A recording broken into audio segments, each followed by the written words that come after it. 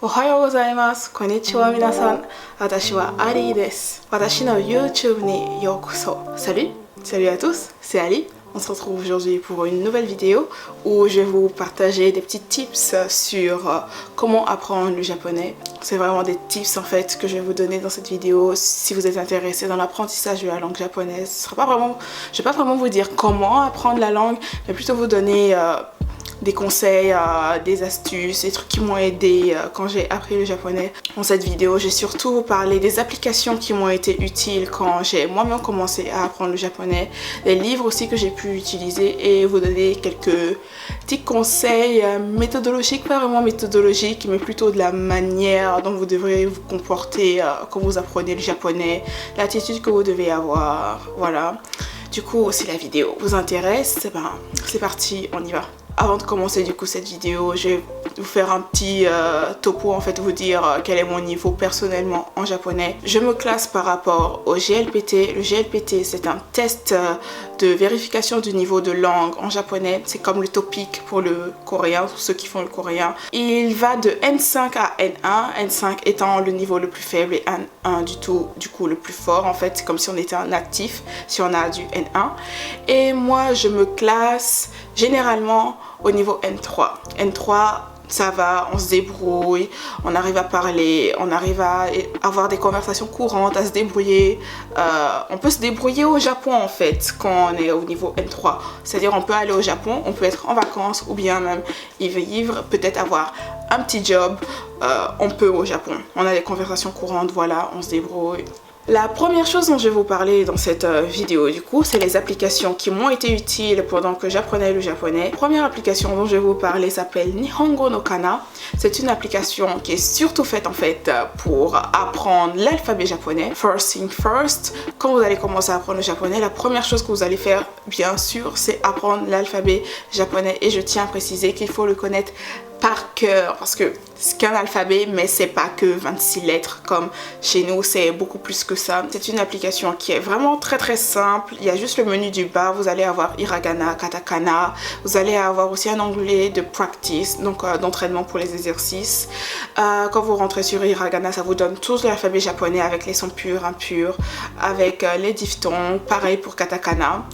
Et en fait, ce que vous faites, une fois que vous avez fini d'apprendre une ligne, mais vraiment totalement la ligne par cœur, vous la cochez juste sur l'application, elle va se valider. Et quand vous allez sur l'onglet Practice, vous allez retrouver en fait cette ligne que vous avez validée. Du coup, dans les syllabes disponibles en fait pour s'entraîner, c'est vous qui cochez sur les trucs que si vous voulez, c'est vous qui cochez par rapport à ce que vous connaissez déjà, sur quoi vous voulez vous entraîner. Cette application elle m'a été très très très utile quand je commençais le japonais. J'avais même pas encore commencé mes cours de japonais à la fac, mais je l'avais téléchargée pour apprendre du coup l'alphabet et elle était vraiment très très efficace.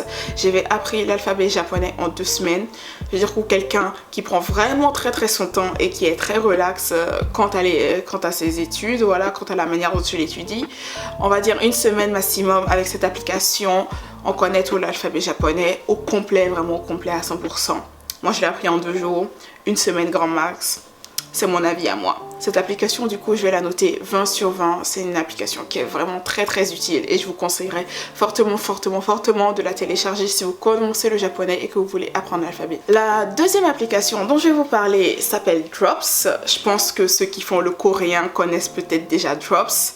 Et voilà, Drops, c'est une application vraiment pour le vocabulaire. C'est vraiment 100% vocabulaire, mais aussi dans la partie japonais on retrouve aussi l'alphabet comme en coréen. Personnellement Drops je l'utilisais plus pour le coréen, mais c'est la même chose en fait en japonais. Les différentes catégories de vocabulaire qui sont divisées avec voilà, l'alimentation, la météo, la famille, les relations, etc.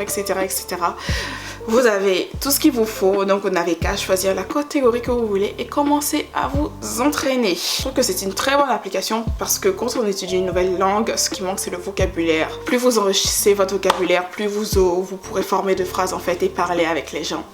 Très important cette application, je la conseille à 100%, très ludique en plus. Elle agit sur le visuel, les sonorités, tout en donnant la traduction.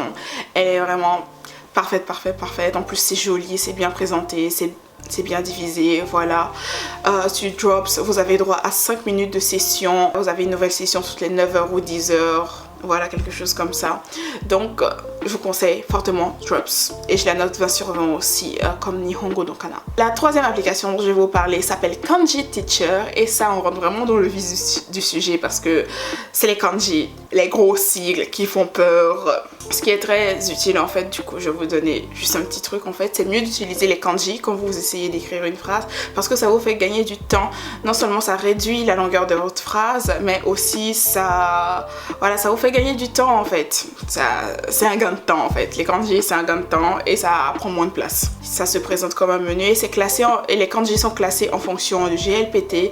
Donc si vous commencez tout de suite, vous avez juste à cliquer sur le menu à sélectionner GLPT N5 et vous aurez du coup voilà les kanji que vous devez connaître pour valider le N5 par exemple de l'examen du GLPT dont je vous ai parlé tout à l'heure. Soit vous travaillez en fait la mémorisation de vos kanji en faisant kanji, voilà, vous trouvez sa signification, ou alors kanji, trouvez sa prononciation, de la prononciation vous devez chercher le kanji. Il y a les katakana et les hiragana qui sont disponibles aussi sur cette application, donc on peut aussi s'entraîner à l'alphabet japonais là-dessus, donc c'est très bien si vous voulez avoir tout en un. Kanji Teacher en même temps comme ça, c'est bon. Petit bémol quand même avec cette application, le problème c'est que je pense c'est qu'il faut connaître quand même un peu de kanji avant de rentrer dans cette application parce que c'est pas vraiment une application qui vous donne des cours en fait, c'est vraiment une application de révision en fait, de mémorisation en fait, et c'est comme un quiz quoi. Si tu te trompes et tout, bien sûr la machine va enregistrer pour dire que tu t'es trompé sur ça et tout, elle va l'enregistrer en fonction de ta session et tout, mais pour moi je trouve que c'est mieux de connaître un peu de kanji avant de commencer tout ça, mais vous pouvez très bien y aller sans connaître et à l'aveugle. Deuxième petit bémol, cette application est en anglais. Moi ça me pose pas ce problème parce que je vais dire que je me débrouille assez bien, très bien en anglais, donc j'ai pas de problème avec ça. Je sais que ça peut être un inconvénient pour certains, juste pour vous prévenir, elle est en anglais. Ça peut toujours être un avantage, comme ça vous travaillez votre anglais et votre japonais en même temps. Du coup, à cause de ces deux petits bémols, je lui donnerai peut-être un peu moins que les autres. Genre 17 sur 20, 16, 17 sur 20. Mais c'est toujours une très bonne application que je vous conseille fortement si, voilà, si vous voulez vous plonger dans les kanji après avoir acquis un peu de connaissances en japonais. La deuxième partie de la vidéo, du coup, je vais vous parler des livres qui m'ont aidé personnellement. Le premier livre dont je vais vous parler, c'est de la série de Minano Nihongo. Je pense que ceux qui font du japonais déjà de base, ils connaissent déjà ces livres, ils sont très populaires. Il y a le livre d'exercice, c'est que en japonais ce livre-là. Et il y a le livre de grammaire qui est en français et japonais, du coup. Très bien expliqué, les explications très claires pour moi. J'ai adoré ce livre.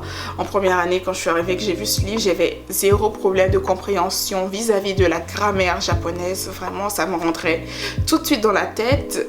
Et je pense que c'était grâce à ce livre en fait, parce que tout était très bien expliqué et il y avait des exemples qui étaient compréhensibles et qui étaient illustrés. Attention par contre, si vous achetez cette gamme de livres, rien que le livre d'exercice en fait, le rouge, il coûte 45 €. Ça pique.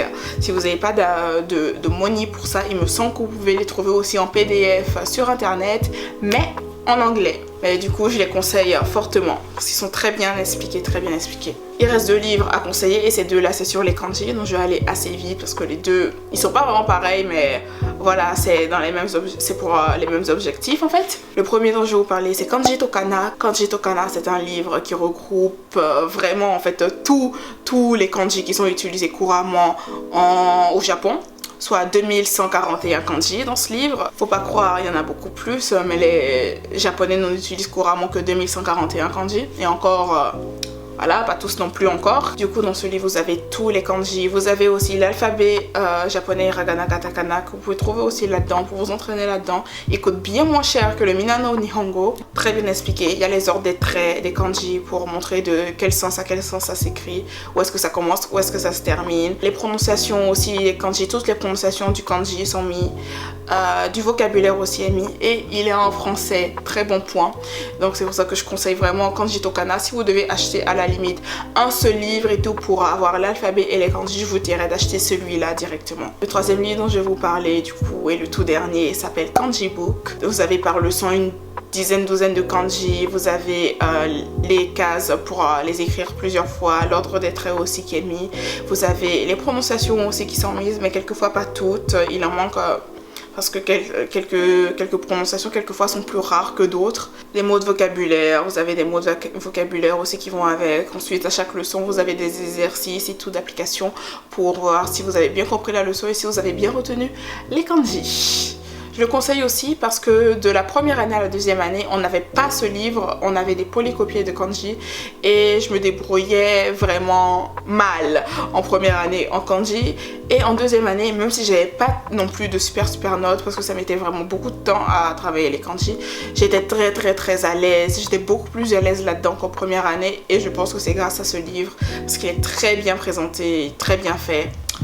Kanji Book, je vous le conseille aussi. On passe maintenant aux conseils. Il n'y en aura pas beaucoup, la vidéo est presque terminée. Je vais vous donner quelques petits conseils sur vraiment l'attitude que vous devriez avoir si vous voulez apprendre le japonais. Premier conseil que j'aimerais vous donner, c'est vraiment apprendre l'alphabet par cœur. Il faut que vous l'appreniez par cœur parce que même si vous ne connaissez pas par exemple la signification de kanji, il peut y avoir les furigana, donc leurs prononciations qui sont écrites tout au-dessus de ces kanji. Donc si vous connaissez l'alphabet, voilà, c'est avantageux pour vous. Mais si vous ne connaissez pas aussi comment écrire un kanji, vous pouvez toujours l'écrire dans sa prononciation de base en hiragana. C'est pour ça que c'est très important de connaître au moins l'alphabet en hiragana par cœur. Sans l'alphabet, on n'arrive pas trop à grand chose en japonais dès le départ. Deuxième conseil, essayez de mémoriser tout le vocabulaire que vous trouvez très important. Ça va vous aider de fou quand vous allez devoir faire des phrases à l'oral en japonais, même à l'écrit. Tout, faites des flashcards, ce que vous voulez, faites-le. Parce que ça va vous être très bénéfique. Troisième conseil, c'est rester motivé. Restez motivé et essayez de travailler régulièrement parce que c'est très important pour les langues asiatiques. On oublie très vite quand on n'est pas dans l'environnement. Si tu veux parler japonais à qui, c'est difficile de garder ses capacités dans une langue quand on n'est pas entouré de japonais. Je sais que pour moi c'est très difficile. La première année je me suis rendu compte parce qu'en 2 semaines j'avais oublié pratiquement tout ce que j'avais appris. Bon, j'exagère un peu mais j'avais oublié déjà pas mal de choses en 2 semaines de vacances entre la première année et la deuxième année.